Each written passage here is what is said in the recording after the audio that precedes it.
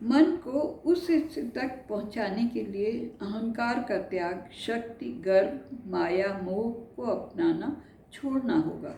सम स्वभाव, शांत चित्त, ब्रह्मांड का ज्ञान प्राप्त करने की तैयारी मन से करता है। वही मुझे सहजता से प्राप्त करेगा संतोष, धन।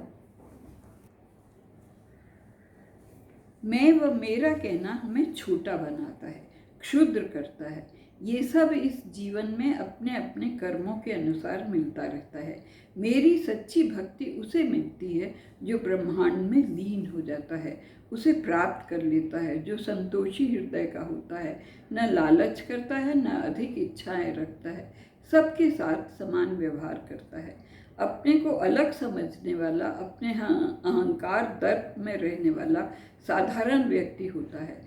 अक्सर इस तरह हमारी यात्रा आरंभ होती है। फिर हम अपने मन की शिक्षा आरंभ करते हैं, अभिमान का त्याग करते हैं। यही सब वर्णन गीता के 18वें अध्याय में मिलता है। और अंत में अंतिम पड़ाव, निर्णायक स्थिति आती है। आज के समाज में बहुत लाभकारी मानवता के लिए है कि अभिमान को कैसे संभाले।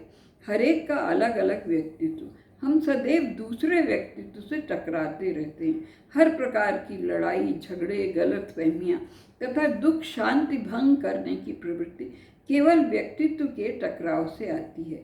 यही सबसे बड़ी आवश्यकता है अपने को संभालने की, कि हम किस प्रकार प्रसन्न और शांतिपूर्वक रह सकें तथा संसार को भी सिखा सकें वही शांति, अपने व्यक्तित्व का विकास कर सकें।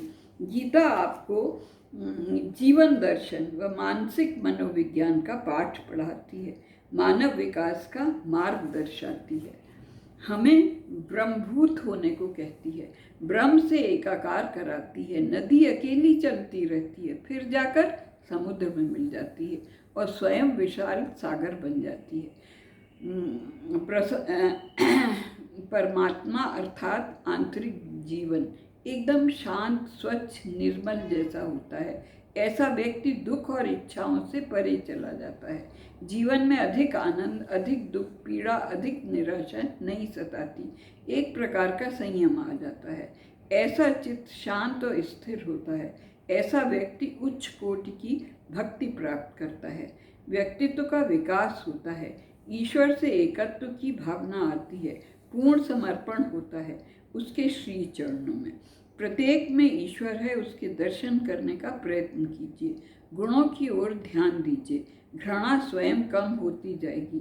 ईश्वर की लीला तथा नित्य का जीवन तभी समझ में आता है। लीला व नित्य एक ही है। हर पल उसकी लीला नित्य के जीवन में चलती है।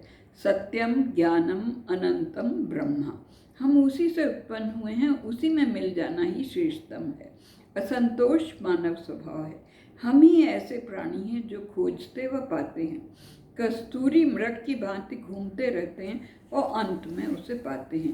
केवल परमात्मा ही सत्य है, हमारा अपने में कुछ नहीं। आवश्यकता होती है भगवत कृपा की, वो चाहता है तो सब एकाकार हो जाता है। केवल प्रेम की धारा बहती है जो कि सकारात्मक शक्ति का प्रतीक है। इसी कारण श्री कृष्ण प्रकृति में महान दिखलाई पड़ते हैं, विशाल, अनंत, महान। परमात्मा की कृपा का आभास ही हमें तब होता है जब हम समर्पण करने के पश्चात वस्तु की सत्यता तक पहुंच जाते हैं।